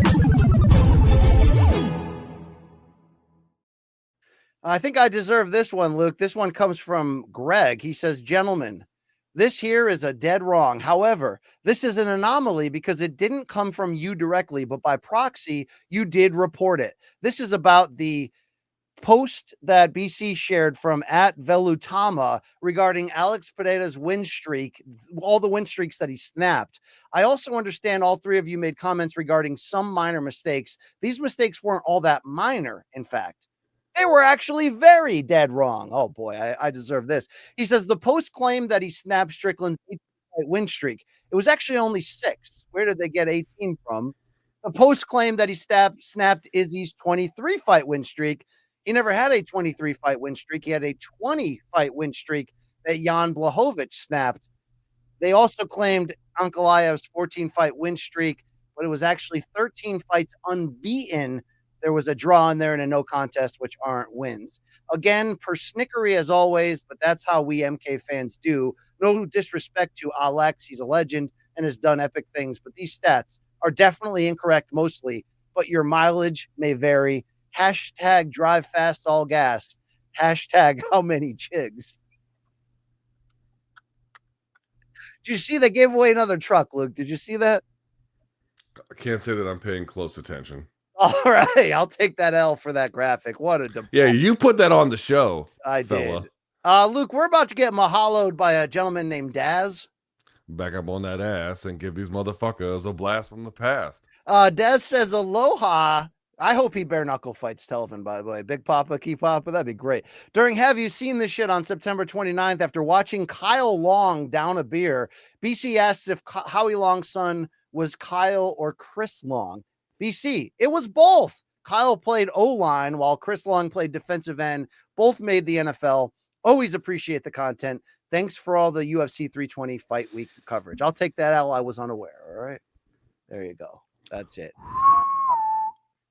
I'm 0 for 2. Hey, let's go to number 3. This comes from Liam, which is Luke's favorite boy name in this modern era. Mm-hmm. Do you think he's white, Luke?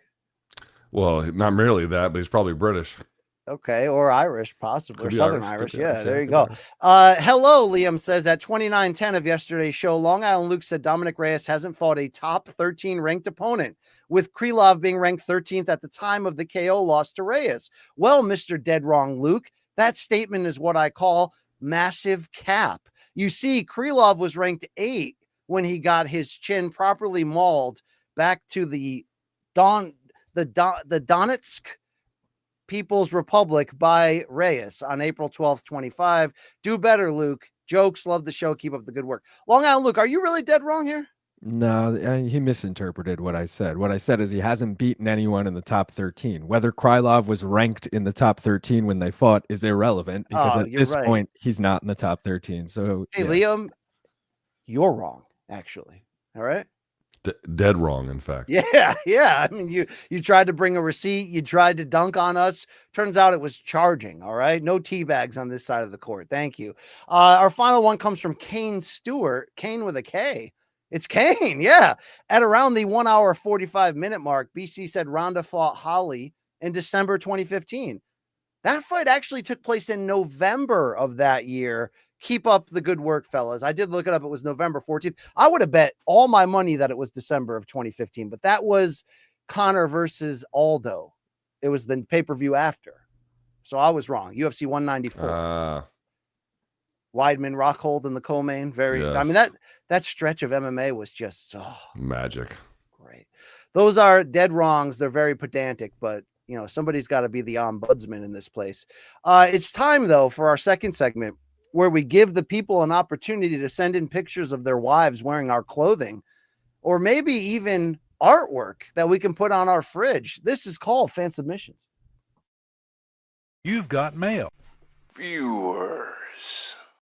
Our first male viewer comes to us from Mount Unique, Nova Scotia. It is former Donk of the Year, co-Donk of the Year, Jay Paquette, who says, good day, Luke, BC, LIL, Mikey, and all of Donk Nation. Last week, Dawn the Boss Lady and I welcomed a very special friend. My non-related brother, Chef Mark Paquette, flew down from Ontario to visit us at Mount Unique.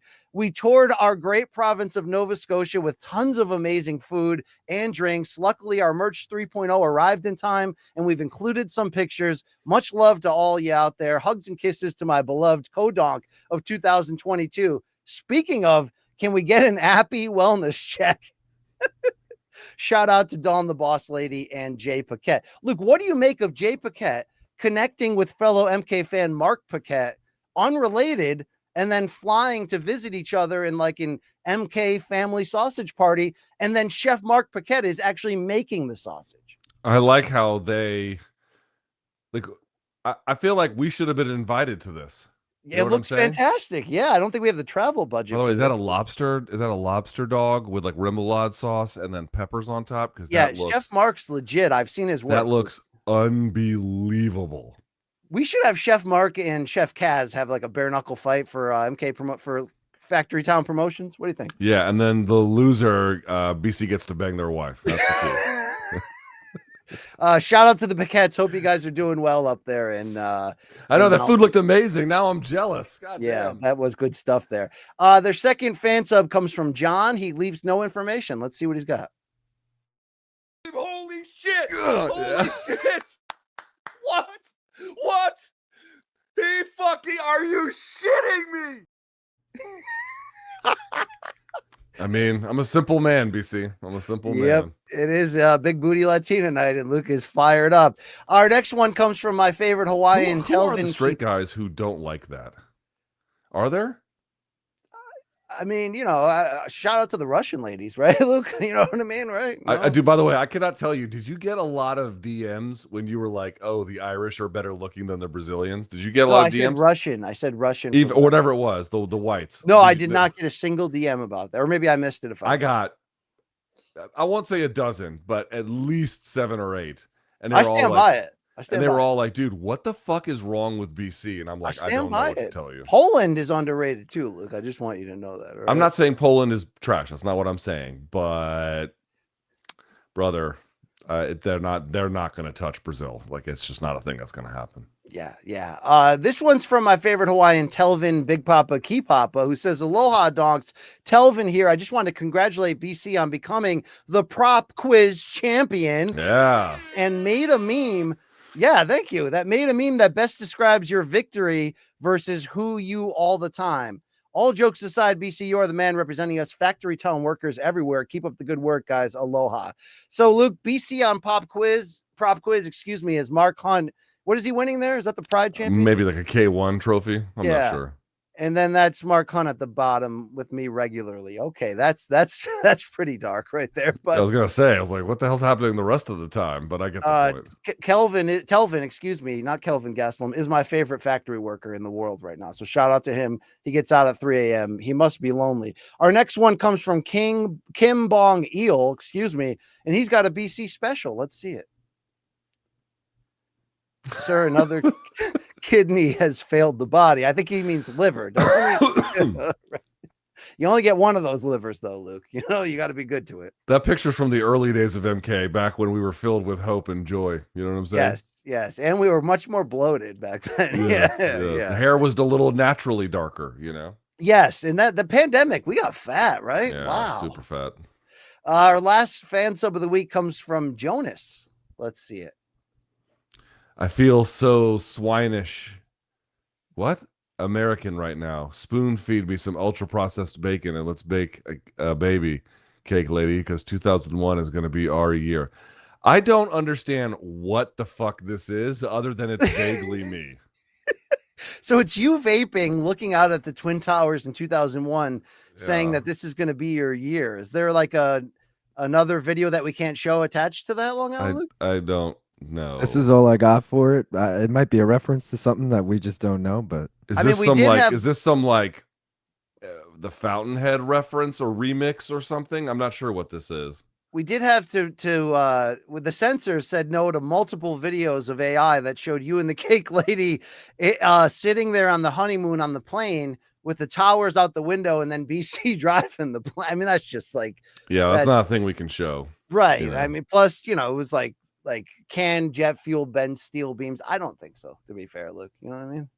You'd be the expert to consult on this for sure. Yeah. Those were fan submissions. Thank you for playing Morning Combat at gmail.com for you. And a reminder that this here episode of Morning Combat, it was brought to you by DraftKings. DraftKings, the crown is yours. LT, thank you for playing today. It was fun. We did what we could with the news available. It's going to heat up, pretty soon, right? We're going to be getting some UFC 321 around the corner. What's next week's UFC card? Is that going to be good or bad? It's the RDR fight. Yeah. Oh, okay. That's a good card outside of the main event switch. It's a good card for sure. Yeah. Shaq Majuri is going to be there, which means get the block button going.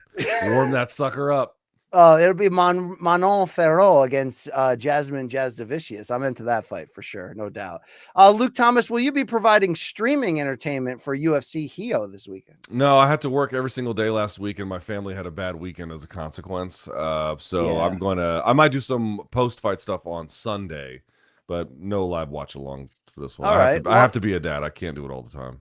Long Island Nosita, can we expect the main card minute, which I hear has no, he's episode. Not telling. He's not. Hey, girlfriend. Hey, go find someone else to keep you warm in the cold Long Island winter. Chill with that. But full card watch along tomorrow, guys. 4 p.m. start. Join me then. Also, prop quiz. Chuck Mindenhall, Aaron Bronstetter dropping in roughly 40 minutes. So wow, win that. You think AB can do this, LT? They're both pretty good. They're both pretty good, I would imagine. We'll have to, I guess, partly it's a little bit of luck. A little bit of luck. Well, AB used to do those trivia videos on Instagram. Like, he knows his stuff. That's true. It's a good point. Yeah, I'll be curious to see. I mean, even though he was an athlete in high school, look, you got to give him that. It's like, bro, if you went to my high school, that would not have been a thing. You know what I mean? Valdosta, baby. All right. A national champion 6 times. What was the name of your other high school? Marietta High School. I went to Valdosta High School and then Marietta High School.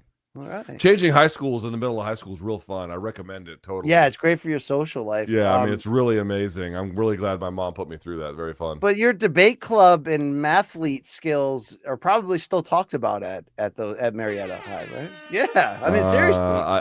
I didn't do debate at Marietta, only at Valdosta. Oh, all right.